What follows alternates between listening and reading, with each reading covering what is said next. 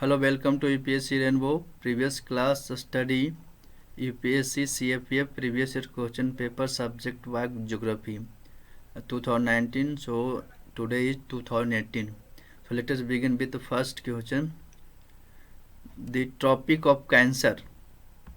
What is that? Tropic of Cancer passes through which one of the following countries? North Sudan, Chad, Mali and Yemen.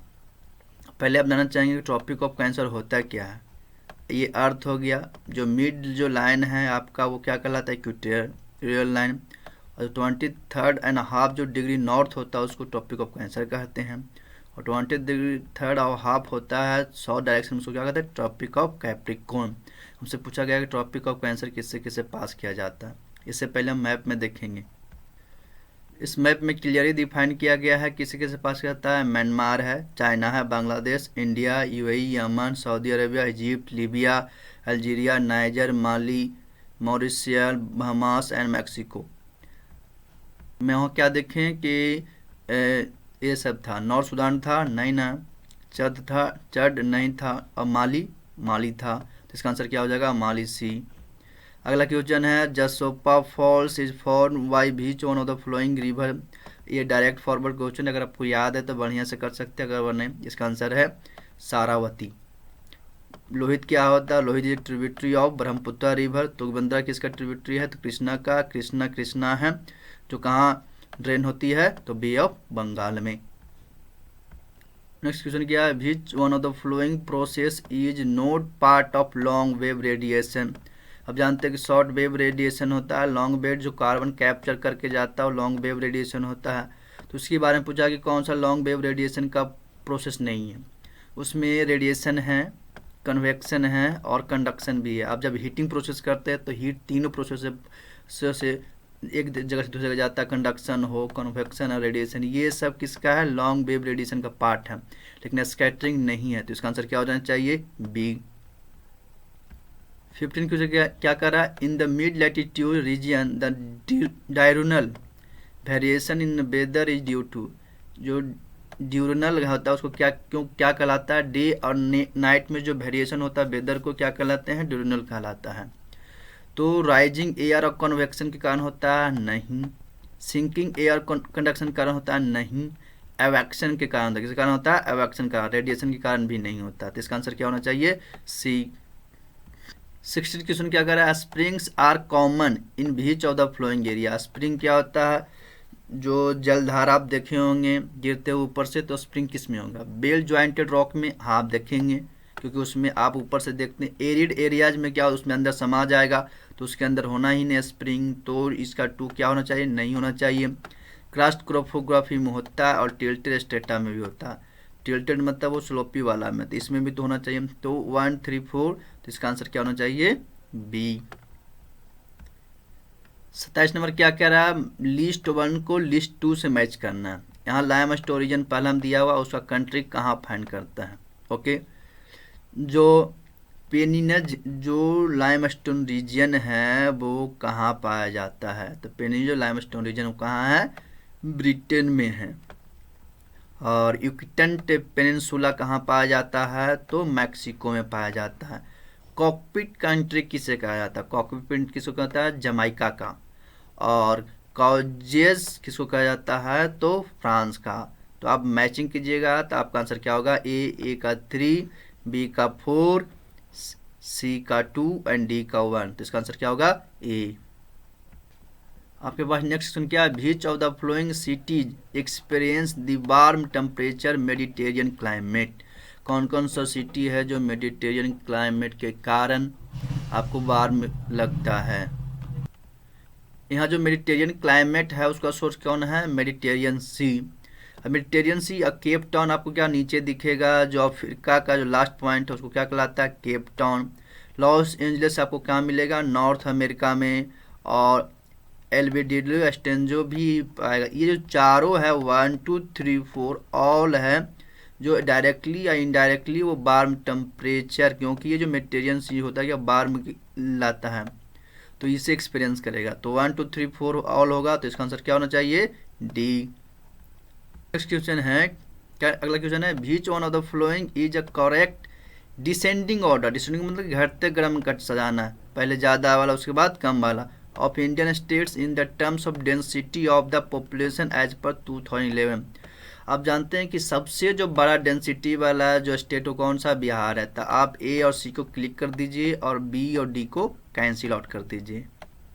अब पता चला कि second में कौन होगा, केरला तो हो नहीं सकता डेंसिटी वाला, तो ऑब्वियसली कि वेस्ट बंगाल वाला ही होगा। तो इसका आंसर क्या होगा आपका सी। क्या आंसर इसका होगा सी।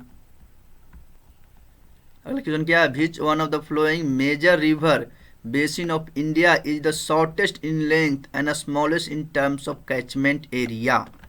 आप अगर पेनिनसुला रिवर की बात करेंगे तो ये आपका पेनिनसुला इंडिया हो गया। इसमें कावेरी आपको नीचे बहती है लेकिन बहुत सारे स्टेट से गुजरती है, कर्नाटका, केरला, तमिलनाडु एंड पुडुचेरी। पेन्नार उसके जस्ट ऊपर बहती है कावेरी का। और माही जो होता है, जो ट्रॉपिक ऑफ कैंसर को कितना 2 बार कट करती है, तो ये माही रिवर होगा। साबरमती आपको राजस्थान में मिलेगा, तो वो सीधे ऐसी बहती है। तो सबसे शॉर्टेस्ट होता है वो क्या होता है, साबरमती का। तो आंसर इसका क्या हो जाएगा D. Arabian sea records higher salinity than the bay of Bengal because, किसके कारण है जो अरबियन सी है जो हायर सैलिनिटी रिकॉर्ड करता है than Bay of Bengal. Arabian Sea exhibits high rate of evaporation and low influx of fresh water. इसका सही है, क्योंकि आप देखेंगे अरेबियन सी में बहुत सारा कम ही रिवर है जो ड्रेन करती है और वहाँ पे इवोपरेशन बहुत ज़्यादा होता है, जिसके कारण क्या होता है, इसका सैलिनिटी क्या हो जाता है, बढ़ जाता है। सैलो वाटर कोई रीजन नहीं है, क्योंकि दोनों में चाहे बे ऑफ बंगाल दोनों सैलो वाटर होता है। More close has more enclosed land नहीं, जो बे ऑफ बंगाल इनक्लोज है। अरेबियन सी रिसीव मोर रेनफॉल, ये भी गलत रीजन है। तो इसका आंसर क्या हो जाएगा ए। अगला क्वेश्चन क्या है, which one of the flowing site does not have coral reef formation. Coral reef formation का मतलब तो कोरल होता है, पोलिप होता है, एजेंजियोन्थेलिक होता है, आपका एल्गी होता है। दोनों के बीच में कैसा रिलेशनशिप होता है, तो म्यूचुअल रिलेशनशिप होता है, म्यूचुअल बेनिफिट का। तो कोरल रीफ के कारण बहुत सारा जो लैंडफॉर्म बनते हैं, तो उसमें कौन कौन सा एरिया है जो लैंडफॉर्म इंडिया में बना हुआ है। आप इंडिया का मैप यहाँ देखेंगे तो आपको गल्फ ऑफ मन्नार यहाँ मिलेगा, आपको गल्फ ऑफ मन्नार, लक्षद्वीप आपको इस साइड मिलेंगे, अंडमान निकोबार इधर मिलेंगे और गल्फ ऑफ काम्बे खंभात भी इधर मिलेंगे। तो जो बोला है कि कौन सा नहीं है जो कोरल रीफ से बना हुआ, देखिए लक्षद्वीप तो बना हुआ पूरा कोरल रीफ का है, मन्नार भी बना हुआ है, अंडमान निकोबार का भी कुछ आइलैंड भी बना हुआ है, लेकिन जो गल्फ ऑफ खंभात है उसमें आपको ये दिखने के लिए नहीं मिलेंगे। तो इसका आंसर क्या हो जाएगा आपका ए। Which of the following statements are appropriate to mangrove sites. Mangrove sites के लिए क्या क्या कंडीशन सही है। मैनग्रोव क्या होता है, मैनग्रोव होता है जो साल्ट कंसंट्रेशन में भी सरवाइव कर सकता है। वो कहाँ पाए जाएंगे, स्टोरेज में पाए जाते हैं। स्टोरेज क्या होता है, जहाँ पे जो सी है आपका और रिवर जो मिलते हैं वहाँ पे जो स्टोरेज बनती है उसको क्या कहते हैं, स्टोरेज रीजन, जहाँ पे बहुत सारा मैनग्रोव क्या होते हैं, जनरेट होते हैं, मतलब उपजते हैं। तो mangrove plants require appropriate mix of saline water and fresh water. जरूरी नहीं है कि आपको रिक्वायर होगा, मैनग्रोव साइट में क्या है कि आपको होना चाहिए, ओके। तो ये ज़रूरी नहीं आपका है कि ज़रूरी रिक्वायर नहीं है, लेकिन आपको सैलाइन वाटर में वो सर्वाइव कर सकता है। Mangrove plants require mud flats to enable it to grow and develop. Yes, mud flat चाहिए। Mangrove plants are found in the intertidal zones of shelter coast. Yes, mangrove vegetation has been reported in all the coastal states including Andaman and Nicobar. Mangrove vegetation लगभग सभी जगह पाए जाते हैं, ये भी सही है। आस्किंग करेक्ट स्टेटमेंट्स, आंसर क्या हो जाएगा इसका बी। अगला क्वेश्चन क्या है, which one of the flowing pairs is not correctly match. Indira Gandhi राष्ट्रीय उड़ान अकादमी कहाँ है, तो फुर्सतगंज में, तो ये तो सही मैच है आपका। National institute of hydrology Roorkee में है, यस। और नेशनल वाटर अकादमी भी कहाँ है इसका, खादक्सवासला में है, ये भी सही है। लेकिन नेशनल फ्लाइंग ट्रेनिंग इंस्टीट्यूट आपको बेलगांव में नहीं है। इसका आंसर क्या होना चाहिए? बी, क्योंकि बी कहाँ यहाँ पे इनकरेक्ट स्टेटमेंट है। अगला क्या क्वेश्चन है? The lowest temperature is observed recorded which one of the flowing layers of the atmosphere. आप जानते हैं कि एटमोस्फेयर का लेयर होता है troposphere, stratosphere, mesosphere and thermosphere and exosphere. क्या हो गया आपको? ट्रोपोस्फेयर हो गया, आपको स्ट्रेटोस्फेयर हो गया, मेसोस्फेयर हो गया, आपको थर्मोस्फेयर हो गया और एक्सोस्फेयर हो गया। स्टार्टिंग में क्या होता है? ऊपर जाने पर टेम्परेचर मेरा क्या होता है? डिक्लाइन होता है।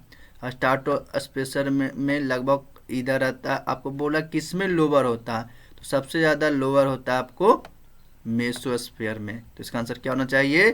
बी। नेक्स्ट क्वेश्चन क्या है? The tides whose height is 20% more than normal tide is called. जिसकी हाइट होता है जो नॉर्मल टाइड से 20% ज़्यादा होता है उसको क्या कहलाते हैं? उसको हम स्प्रिंग टाइड कहते हैं। क्या कहते हैं हम? Spring tide. Okay. Next question क्या है? Which one of the following statements about tropical cyclone are correct. आपके पास ट्रॉपिकल साइक्लोन की बात करें, इंडिया में जितने भी साइक्लोन लगभग आते हैं ट्रॉपिकल साइक्लोन आते हैं। अभी जो साइक्लोन निवार का नाम सुने होंगे, साइक्लोन अम्फन का नाम सुने होंगे, सब ट्रॉपिकल साइक्लोन में आते हैं। बोला it originate and develops over bar motion surface. इसका सही जवाब है, क्योंकि ज़्यादातर जो ट्रॉपिकल साइक्लोन होते हैं बार मोशन वाटर में ही होते हैं। Presence of Coriolis force is necessary for air, क्योंकि आपको लो प्रेशर एरिया और हाई प्रेशर जो एरिया जनरेट होता है वो बहुत ही जनरेट, उसमें कोरोलिसिस फोर्स के कारण ही वो रोटेट करते हैं।